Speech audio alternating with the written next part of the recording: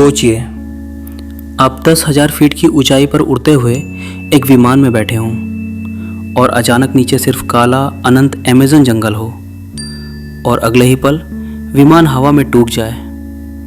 आप सीट पर बंधे हुए नीचे गिर रहे हों और मौत आप तक पहुंचने से सिर्फ कुछ सेकंड दूर हो, मगर आप बच जाएं। ये कहानी किसी फिल्म की नहीं, एक सच्ची घटना है। दुनिया की सबसे खतरनाक गिरावट 10,000 फीट और जिंदा बचने वाली सिर्फ एक लड़की। वो जंगल जहां सांप, जंगली जानवर और जहरीले कीड़े हर तरफ थे। खाना नहीं, रास्ता नहीं, कोई इंसान नहीं, सिर्फ एक जंग, जिंदा रहने की जंग। यह है जूलियाने क्योप्के की कहानी, एक ऐसी कहानी जिसने विज्ञान, किस्मत और हिम्मत तीनों को चुनौती दी। 24 दिसंबर 1971 दुनिया क्रिसमस मना रही थी और जूलियाने अपनी मां के साथ लांसा एयरलाइंस की फ्लाइट 508 में बैठी थी। विमान लीमा से पुकाल्पा की तरफ उड़ान भर चुका था। मौसम साफ था, बादल हल्के और हर कोई त्योहार की उत्सुकता में था। जूलियाने सिर्फ 17 साल की थी, जीव विज्ञान पढ़ रही थी और प्रकृति से बेहद प्यार था। उन्हें क्या पता था कि अगले कुछ मिनटों में उनकी जिंदगी हमेशा के लिए बदलने वाली थी। उड़ान के लगभग आधे घंटे बाद विमान एक भारी बादलों वाले इलाके में पहुंचा। पहले हल्की हिलावट, फिर तेज झटके, फिर अचानक पूरा विमान अंधेरे में। बिजली की चमक कॉकपिट की खिड़कियों से भीतर घुस रही थी। केबिन में चीखें, बच्चों का रोना, लोगों की प्रार्थनाएं और फिर एक विशाल चमक। जूलियाने ने अपनी आंखों के सामने देखा। एक बिजली जहाज के पंख से टकराई। एक भयानक धमाका हुआ। विमान का दायां हिस्सा उखड़ गया।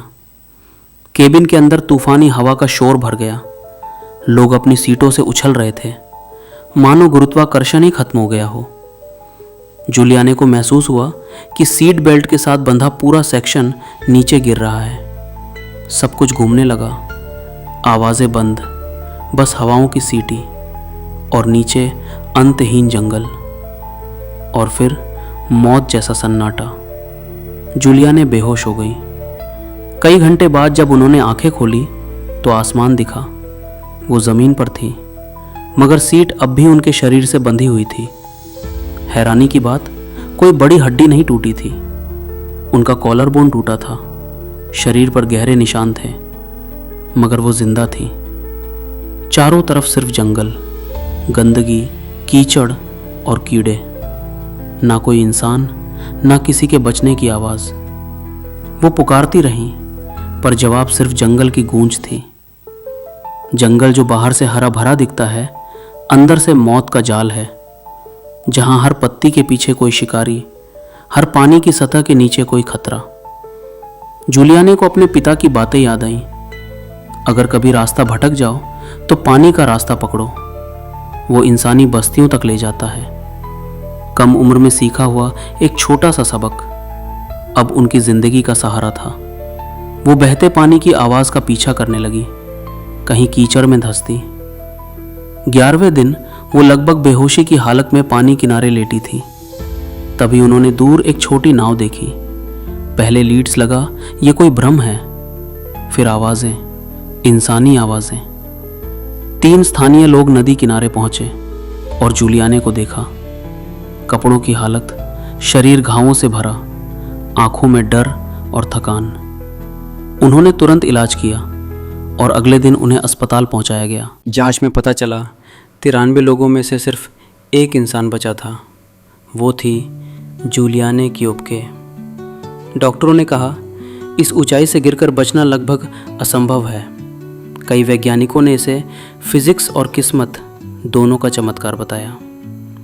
जूलियाने बाद में जर्मनी गई। उन्होंने जीव विज्ञान में डॉक्टरेट किया और वही काम किया जिसे उनकी माँ पसंद करती थी, प्रकृति की रक्षा।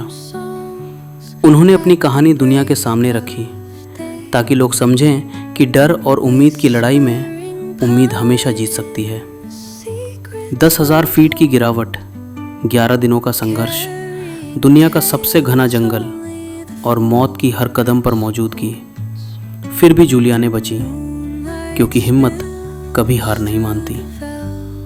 ये कहानी सिर्फ सर्वाइवल की नहीं, ये कहानी इंसान और प्रकृति के बीच के उस संघर्ष की है जहां अंत में जीत उसी की होती है जो चलना बंद नहीं करता।